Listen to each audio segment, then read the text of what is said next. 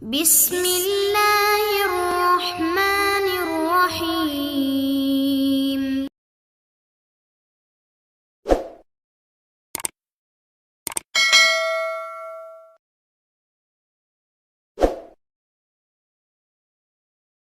Bismillahirrahmanirrahim. Assalamualaikum warahmatullahi ta'ala wabarakatuh. Waalaikumsalam warahmatullahi wabarakatuh. Jamaah sekalian yang saya hormati, yang mudah-mudahan selalu dalam perlindungan, ampunan dan ridhonya Allah Subhanahu wa taala. Kita mulai kultum sore hari ini dengan sama-sama memanjatkan puja dan puji syukur kepada Allah Subhanahu wa taala yang telah memberikan kita berbagai macam nikmat, ya. Yang sudut pandang kita nikmat itu ketika banyak harta, ya. Padahal ya istri katanya. Iya, laki-laki gitu, istri yang selalu sehat, istri yang gak rewel, ya. Padahal nikmat terbesar adalah iman dan Islam, ya. Islam itu Indah. dijalankan, ya, dengan segala rukunnya. Iman pun diyakini dengan segala rukunnya, gitu. Jadi Islam bukan hanya di KTP, iman hanya sekedar arti secara bahasa, tapi iman dijalankan dengan segala rukunnya, ya. Rukun iman ada 6, dijalankan, diyakini, ya. Bukan sekedar saya beriman kepada Allah tapi tidak meyakini, ya. Kita hanya yakin tanggal 25 gajian, tanggal 5 atau lebih cepat dari itu UMT, ya, itu kan, ya. Keimanan kita lebih tinggi, naudzubillah, ya, mudah-mudahan enggak, ya, lebih tinggi daripada rukun iman. Tapi keimanan kita yang paling tinggi adalah percaya bahwa tanggal 25 gajian atau lebih cepat dari itu, ya. Itu nikmat yang paling besar. Salawat dan salam semoga terlimpahkan kepada junjungan kita Nabi Muhammad sallallahu alaihi wasallam yang mana panjinya, benderanya yang menjadi tujuan kita nanti dia berakhir di padang mahsyar, ya. Semua berjalan menuju kepada idolanya masing-masing, ya. Yang mengidolakan direktur, maka nanti ketemu dengan direkturnya. Yang mengidolakan orang tuanya ketemu dengan orang tuanya. Sampai yang mengidolakan paling tinggi yaitu kepada Nabi besar Muhammad SAW, maka nanti dipertemukan dengan Nabi Muhammad, ya, menjadi panji yang paling kita harapkan nanti ketika berada di padang mahsyar, ya. Semua manusia di situ saling egois, ya, memikirkan dirinya sendiri. Anak tidak memikirkan orang tua pun tidak memikirkan anak, hanya memikirkan dirinya sendiri, ya. Betapa sayangnya kita sama istri kita, istri tetangga, tapi di sana kita pun nggak sayang sama istri, semuanya telanjang, nggak ada yang pakai baju di sana, nggak ada toko baju, nggak ada yang jualan baju, semua telanjang. Apa itu gimana ya? Ya. Tapi jangan sampai gara-gara ada keterangan di padang mahsyar semua telanjang, di pantai pada telanjang. Latihan di padang mahsyar katanya. Astagfirullah, jangan sampai begitu, ya. Latihan di padang mahsyar telanjang. Ya, telanjangnya beda, ya. Telanjangnya udah nggak ada syahwat di situ. Ya. Dan semakin besar, ya, rasa istighfar kita di dunia, maka nanti di padang mahsyar semakin kecil. Bahkan pemimpin-pemimpin zalim, pemimpin-pemimpin yang tidak mensejahterakan rakyatnya, ya, kalau pemimpin di kantor masih terbilang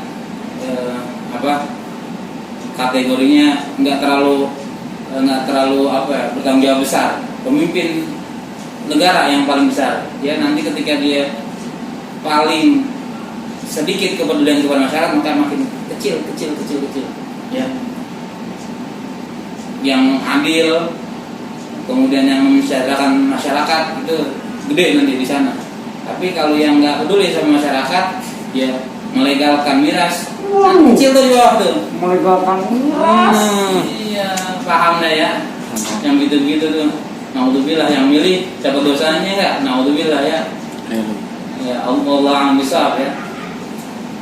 Itu di keterangan kitab Kasyful Ghaibiyah karangan Syekh Zainal Abidin, orang Patani. Nah, tahu Patani? Tukangnya polisa bukan. Patani itu satu daerah di Thailand, Patani. Nah, itu ulama-ulama. Dia tahunya Pattaya. Pattaya iya bener. Pattaya ya. Pattaya. Patani ya, ulama Nusantara tuh ada Syekh Abu Somad Al-Palembani, Syekh Nawawi Al-Bantani, juga Syekh Zainal Abidin Al-Fatoni ya, Patan, dari negeri Patan, Thailand. Itu menerangkan tentang nasib manusia ketika di padang mahsyar. Ya, itu nanti pemimpin yang zalim jadi segede semut. Ya, semut ya sekarang. Ponakan saya aja kalau ngeliat semut umur setahun, semut mati. Segede semut. Iya. Loh, Maka nanti pada masyarakat manusia bisa tenggelam dengan keringatnya masing-masing. berarti pemimpin di sana nggak bisa berusukan. Iya, bisa. Dan terima nasib apa yang diperbuat di dunia, gitu ya. Kemudian terendam atau tenggelam dengan keringatnya, caranya gitu ya. Nanti yang makin zalim orangnya kepada siapapun, maka makin kecil ya, yang kecil. Maka kalau kitanya ya, mudah-mudahan ya kita nggak terendam nih, cuman keringatan semata kaki, ya dia udah kelelep tuh, gitu. Jadi nanti ukurannya beda-beda tuh, tergantung amal ibadah ketika hidup di dunia. Itu di kitab Kasyful Ghaibiyah karangan Syekh Zainal Abidin Al-Fatoni.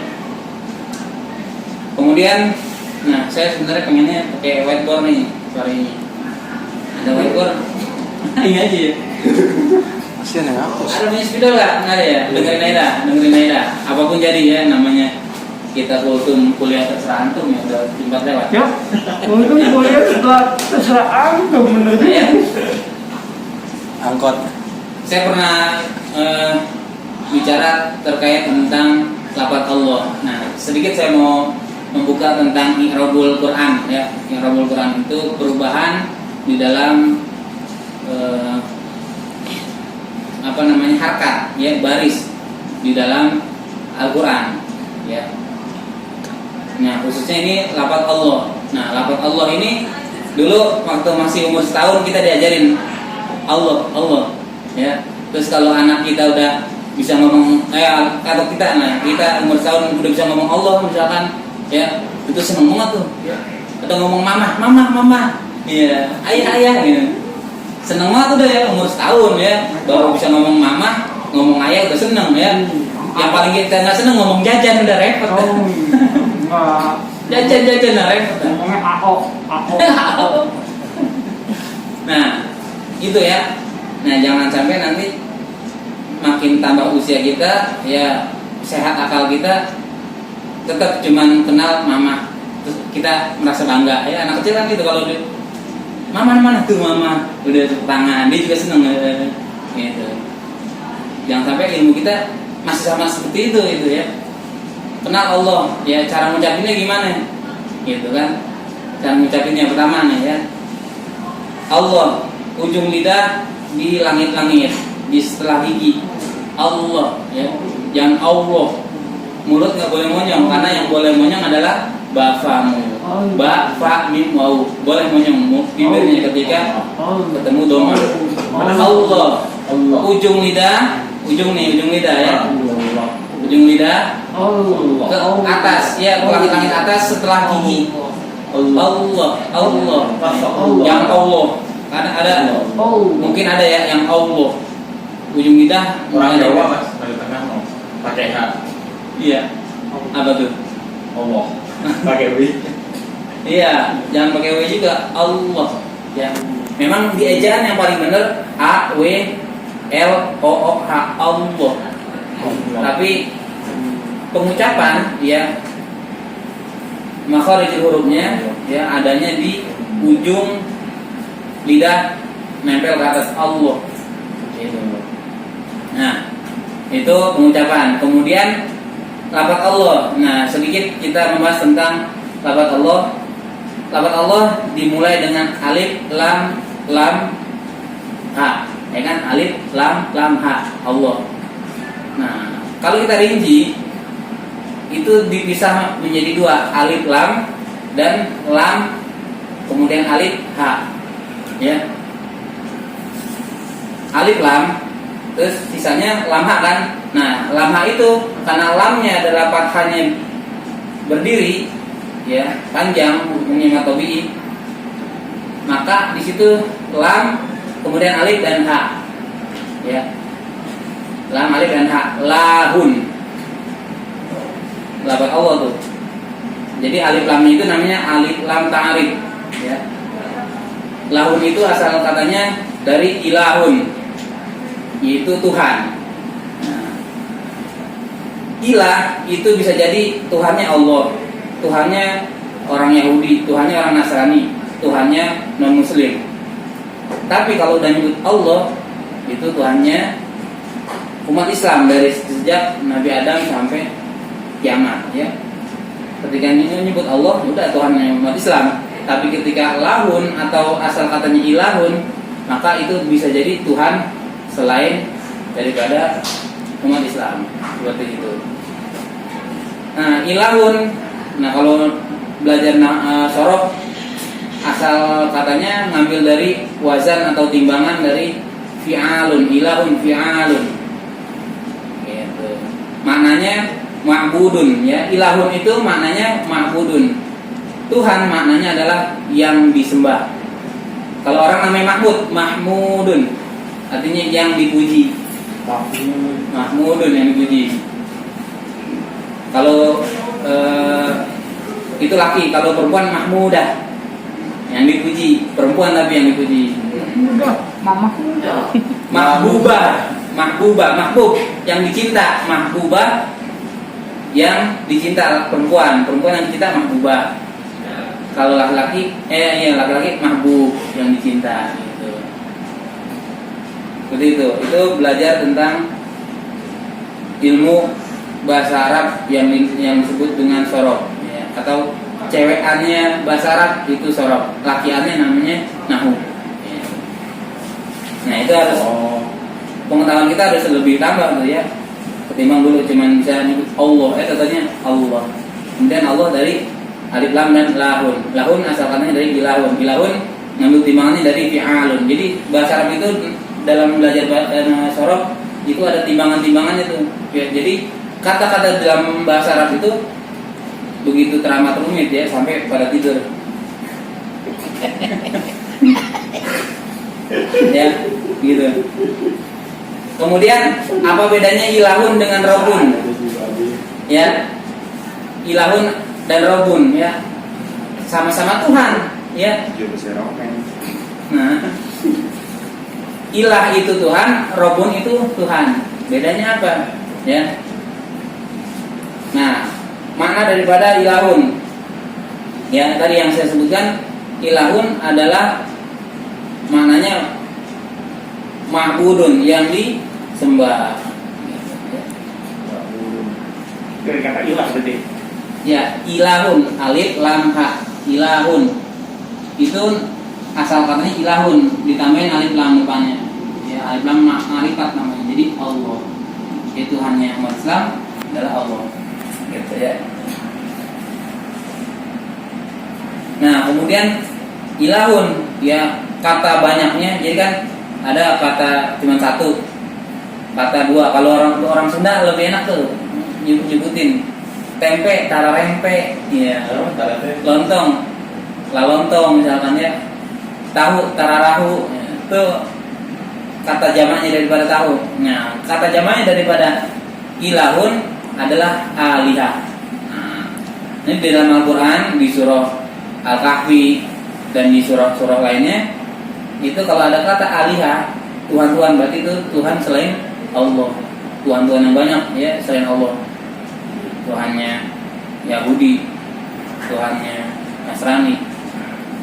Tuhan-Tuhan mereka, kalau mereka nyebut banyak Tuhan namanya alihah, ya. Alihah, banyak Tuhan. Gitu ya. Di Al-Quran ada alihatan, ukhra, sebagainya. Jadi bentuk jamaknya atau bentuk pluralnya adalah alihah. Gitu. Kemudian robun. Ya, rabun gitu. Ya, robun ya. Robun itu maknanya adalah malik ya, penguasa atau pemilik ya. Alhamdulillahi rabbil alamin. Alhamdulillahi rabbil alamin. Segala puji bagi Tuhan semesta alam. Ar-Rahmanir Rahim. Maliki yaumiddin. Ya, Maliki yaumiddin, yang menguasai hari pembalasan. Nah, Maliki ini makna daripada Robun, gitu ya. Robun maknanya Malik, gitu. Maliki yaumiddin, ya. Begitu. Jadi bedanya ilahun dengan robun. Ilahun adalah maknanya yang disembah, robun maknanya adalah penguasa atau pemilik. Robun maknanya malikun ya. Di Al-Fatihah maliki yaumiddin. Gitu ya. Kesimpulannya ya, kita betulkan ucapan atau lafaz Allah yang kita sebut, kemudian kita ajarkan kepada anak kita, ajarkan kepada istri kita, ajarkan kepada keluarga kita. Kemudian lafaz Allah nggak sekonyong-konyong langsung menjadi Allah ya, tapi dirinci ya, ada alif lam namanya alif lam ta'rif. Nanti bisa belajar lagi bahasa Arab. Kemudian ada lahun ya, maknanya dari ilahun, artinya ma'budun, seperti itu. Kemudian Tuhan, ada ilahun, ada rabbun. Apa bedanya? Ilahun adalah maknanya ma'budun, yang disembah. Rabbun maknanya malikun, yang memiliki. Gitu ya, begitu. Judulnya apa? Judulnya memaknai lafaz ilahun dan rabbun. Sekian ya, mudah-mudahan bermanfaat. Mau ditanya, ini pelajaran apa gitu ya? Cukup dah ya. Nah, kita tutup dengan doa kafaratul majlis. Subhanakallahumma wa bihamdika asyhadu an la ilaha illa anta astaghfiruka wa atubu ilaik. Segala kurang bila taufiq wal hidayah. Assalamualaikum warahmatullahi wabarakatuh. Waalaikumsalam warahmatullahi wabarakatuh.